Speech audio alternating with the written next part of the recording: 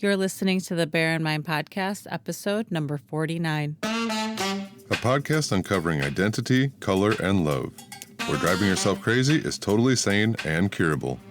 Now your host, T. Vias. 50 Shades of Black. I'm going to be talking about prejudices against Black people. And in particular, my prejudices, but the fact that everyone has prejudices against Black people. It's actually a global phenomenon, and that's due to our history with the transatlantic slave trade, where the Americas, Europe, and Africa all collided, and then in part with Western European culture, together with the United States of America, how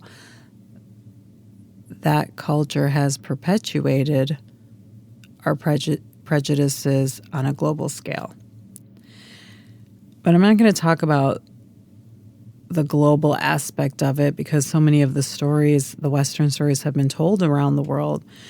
But I'm going to talk more about my own prejudices as a person of color, as a person with Indian ethnicity, because it would be so easy for me to sit here and say, oh, I get it. And in reality, I don't. It'd be so easy for me to say I have been physically attacked for my race. I have been verbally attacked for my race, and I have been discriminated against. And therefore, I get it. And the truth is, I don't. Because of the simple fact that I am a human being, and every human being has prejudices. And every human being has prejudices against Black people. Because every human being has been affected by history.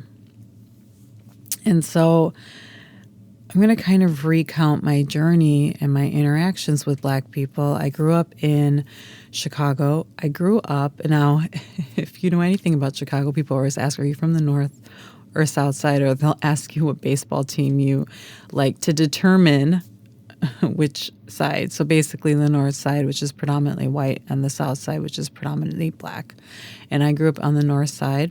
However, I grew up in a housing development area that was brought upon by creating equality in the educational system. So when affirmative action was brought into place, and they also created a housing development in the north side of Chicago. So I grew up in this, and they had lower housing offerings there in this one part of Chicago. So I actually grew up in this part of Chicago. And so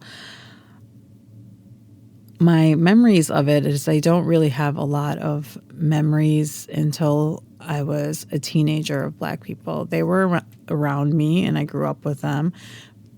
But I didn't grow up with that many Black people. I didn't grow up with that many Indian people except for my family. And in high school, I went to a predominantly white high school where about 75% were white, and the rest of us were a mix. So there was Black, Asians, Arabic, all different mixes in that 25 to 30% of us. And so my very first kind of notice of somebody who's Black was in one of my classes all throughout my 4 years in school as a teenager, and I had a crush on him, and he never noticed me. And his desk was always right next to mine because they kind of seat you alphabetically, and so I was always like in the back because it's later in the alphabet, and his was more kind of towards the middle end. So I even remember these kind of details, but that was kind of my first experience. He was a really good looking guy, tall, super popular, and I was not popular. But then if we fast forward to an experience, I guess I never really consciously knew any of my thoughts and prejudices as I got into early adulthood. I had always had friends that were of mixed,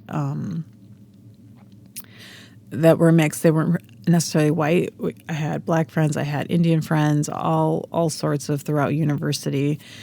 And again, I really don't think that it even occurred to me what my prejudices were until I lived in a city in the U.S. which was 50% black and 50% white. And there weren't a lot of Indians there and at that time. And I ended up working and hanging out with a lot of black people. And I slowly probably started to see some of my prejudices come up. And I don't think in that moment I was conscious of it, but I could see that it was starting to come up. And the funny thing about my experiences in that situation, I lived in the city for about 4 years, is that I didn't necessarily have a negative opinion of black people, a negative prejudice, although I did have a negative prejudice until I became consciously aware of it. But if I look back on that now, I had very positive experiences in university during my teenage years and in the city that I lived in with black people. So it dawned on me that I still had a negative prejudice against them. And that has to do with a lot of how we are fed so many images and stories about black people, especially in the United States. But this is actually also true in Europe. And what dawned on me is that although you can have all of these kind of positive experiences with a particular race, and as long as there's been stories upon stories and history books that have told history in one way, that you still need to face the negative prejudices that you have. And that is why everyone has some prejudices against every single race, because of the stories that we've been told, the mainstream stories that have been told only by a certain number of countries. And so we don't have kind of a variety in that story and those kind of images that get ingrained into us when we're younger that it doesn't even compete against sometimes those positive experiences. And so some of the prejudices that I had kind of running maybe unconsciously in the back of my mind was that black people tended to be criminals and that black people tended to be poor.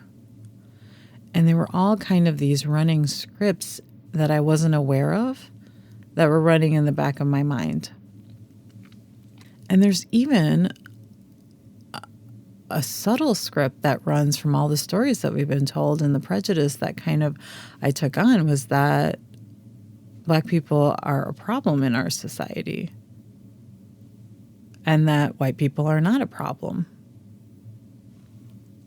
And when you allow it to kind of run in the back of your mind and you're not aware of it at all, the way you kind of then show up in some of those experiences when you are dealing with a black person, it can be anything from working with them to at a party or something, those scripts will show up in some of your behaviors that you're not even aware of, or the things that you say and the things that you do. And it's kind of interesting that until you become really conscious of it and kind of say, okay, I have these prejudices, and everybody does, because there have been so many stories of retelling that story that black people are a problem to society and white people are not, and white people are the solution, that we're kind of have it in the back of my mind. And then we kind of, if it is there, we then go out and seek more evidence of it.